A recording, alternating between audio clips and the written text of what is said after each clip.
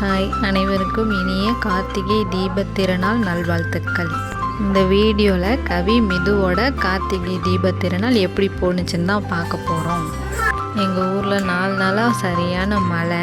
கார்த்திகை தீபத்தன்னைக்கு சாயங்காலமாக கொஞ்சம் மழை விட்டு இருந்துச்சு. சரி, கோயிலுக்கு போயிட்டு வந்துடலாம் அப்படின்னு சொல்லிட்டு கவி மிது நாங்கள் எல்லோரும் கோயிலுக்கு போனோம். நாங்கள் போன நேரத்தில் நட திறக்கலை. அதனால் கவியும் மிதுவும் கொஞ்சம் நேரம் விளையாடிட்டு இருந்தாங்க. இந்த கோயிலுக்கு கூட்டிகிட்டு போனாலே கவியோட பெரிய கோரிக்கை அந்த கோயிலில் உள்ள குளத்துல மீனுக்கு பொறி வாங்கி போடணும் அப்படிங்கிறது தான். அதுக்காகவே அடம் பிடிச்சி பொறி வாங்கி கேட்டு அந்த மீனுக்கெல்லாம் போட்டுட்டு தான் வீட்டுக்கே வருவாள்.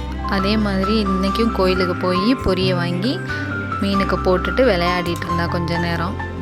அதுக்கப்புறம் கோயில் நட திறந்துட்டாங்க. அதோட போய் விளக்கு போட்டுட்டு சாமிக்கு அர்ச்சனை பண்ணிவிட்டு வீட்டுக்கு வந்துட்டோம்.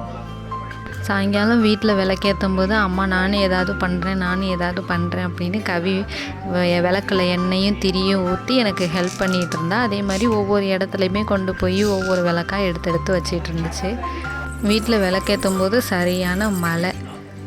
மிதுவும் ஒவ்வொரு விளக்காக போய் எடுத்துக்கிட்டே இருந்தா. அப்படிதான் எங்கள் கார்த்திகை தீபம் போணுச்சு.